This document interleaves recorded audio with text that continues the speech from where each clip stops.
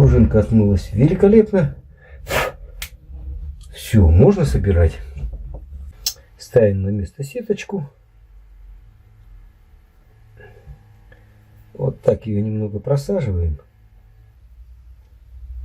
Так, чтобы нам она открыла вот этот сбоку проход, чтобы не закрывала его.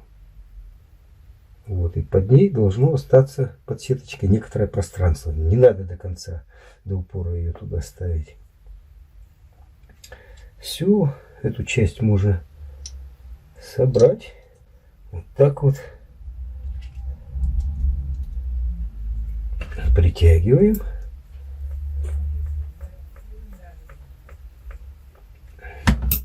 И дополнительно вот этой отверточкой шлицевой или минусовой, как еще ее называют. Клапан даже не знаю. Этот-то вот у меня хороший, но он не оригинальный. Даже по цвету отличается. Пожалуй, я его не буду ставить. Все-таки поставлю старый оригинальный клапан. Сейчас посмотрим, как он у нас тут. Не клинит? Нет, выпадает сам. Туда тоже сам как бы заскакивает. Пружинку. А вот коромысло и ось коромысла. Здесь проверяю, нет ли больших люфтов и нет ли торможений. Видите, никаких торможений нет. Все. Ловим пружинку, ловим шейку топливного клапана и закрепляем.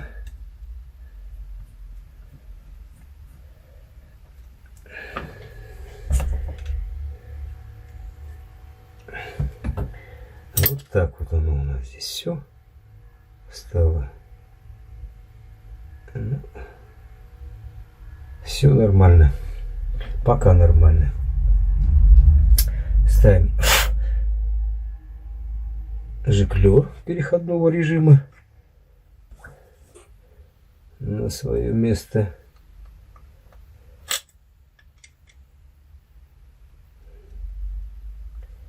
Не понял. Не по резьбе, что ли?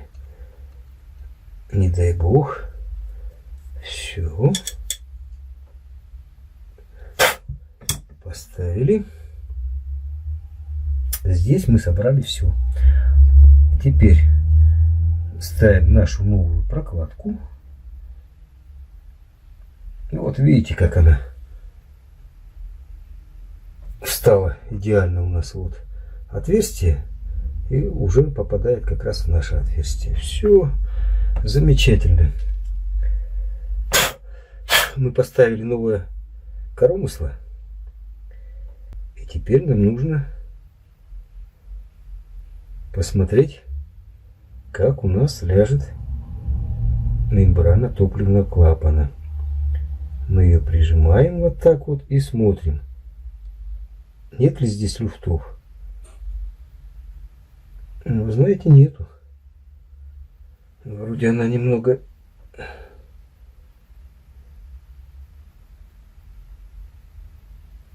есть небольшой люфт есть. То есть мембрана должна лежать у нас за подлицо, а вот зазора между вот этой частью мембраны и вот этой частью коромысла не должно быть. То есть маленько отогнем вот так вот. Думаю, будет достаточно. И тут еще раз замерим. Вот так вот. Вот она у нас в уровне. Смотрим. Вот, нету зазора. То есть горбом она у нас тоже не должна стоять. Если будет стоять горбом, то будет переливать. Если будет зазор там, то будет топлива не хватать. Ну вот как-то так вот. Закрываем вот эту часть. Все совмещаем, без суеты, без напряжений. Здесь нельзя спешить. Аккуратно должны работать. Если у вас нет склонности к аккуратности такой вот, как бы мелкая моторика не развита, всякое ведь бывает. Люди по-разному приспособлены. Кто-то и разные у людей таланты. Поэтому ничего страшного нет. Обратитесь в сервис. Там вам сделают все как положено. А то бывает, что руки, как говорится, под молот и лом. Просто огромнейшие руки. И тонкой моторики нет. Ну, конечно, не всегда. Но так бывает, что нет тонкой моторики у человека. Ну и бог с ним, зато он другие вещи делает великолепно, которые другому человеку будет сделать очень сложно. Ничего обидного в этом нет. Как там на Варахтах Дахау было написано: каждому свое, циничнейшая формула. Ну да, если применять к человеческим жизням. А если к технике, так все нормально. Так оно и есть. Ничего в этом оскорбительного нет. Ну все, можно ставить обратно. Это на выброс. Ставим обратно.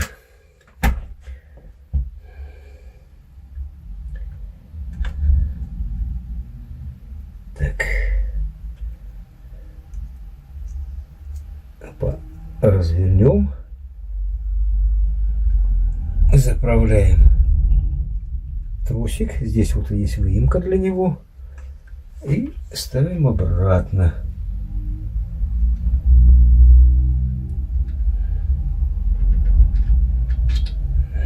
Здесь что-то лишнее у нас.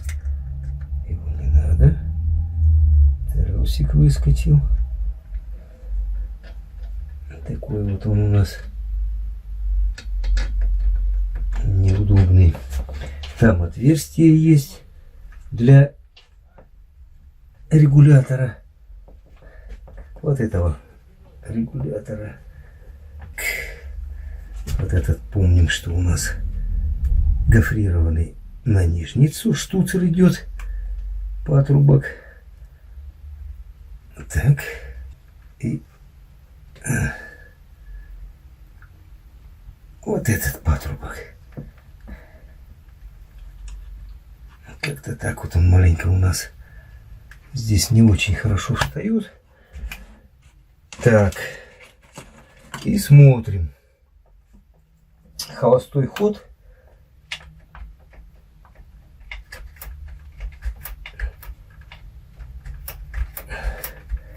Тросика. То есть тросик мы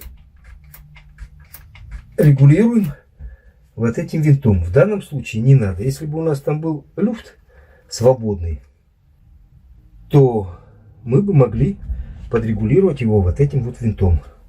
Вот он у нас вот здесь вот. Но нам в данном случае не надо. С этим мы ничего поделать не можем. Вот с этим вот. То есть так он и будет болтаться немного. Ну да бог с ним. Наша задача подешевле сделать. Так. Как можно дешевле. Вот, все правильно. Осталось нам поставить гаечки. И позволяет туда направить гайки. Придется мучиться как-то тут так вот. Ну, хотя бы чуть-чуть наживулить. Эй, беда.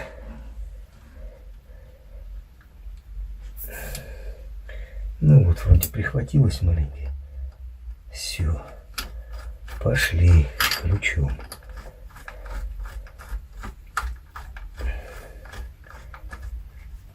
Обычно у штилей все сделано очень удобно. Но вот этот момент тут не продуман. Ну, видимо, они и не думали об этом. Для человека, у которого есть спецключ, это ведь несущественно. Он просто его возьмет и все. Прикрутит как надо. Равномерно притягиваем. Право-лево. Без фанатизма. Ставим обратно фильтр воздушный.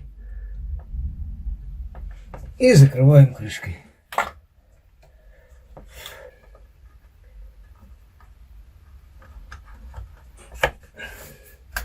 Эту вещь пока не ставим, ограничитель, а будем пробовать заводить.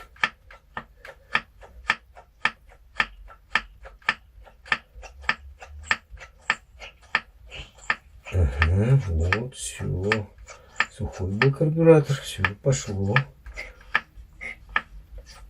Дело. Пойду заводить.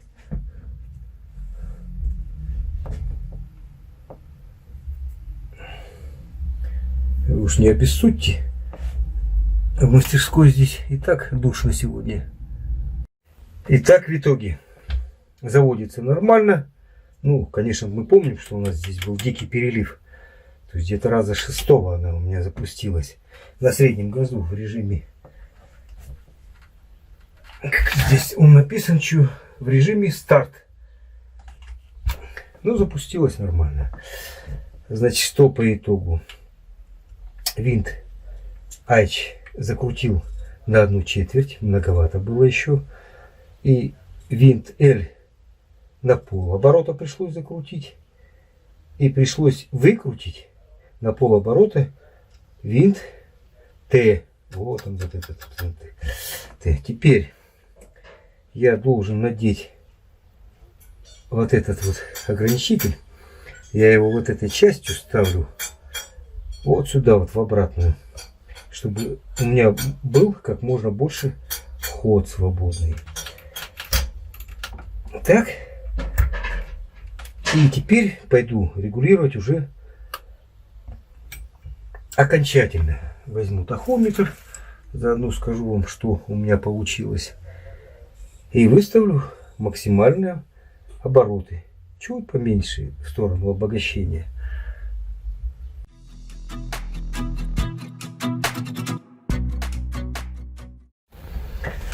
Ну что ж, на этом работу можно считать законченной. Мы помним волшебное слово как можно дешевле. То есть все остальные недочеты мы даже и смотреть не будем. Главное, чтобы она работала и заводилась. Все. На этом с этой бензокосой все.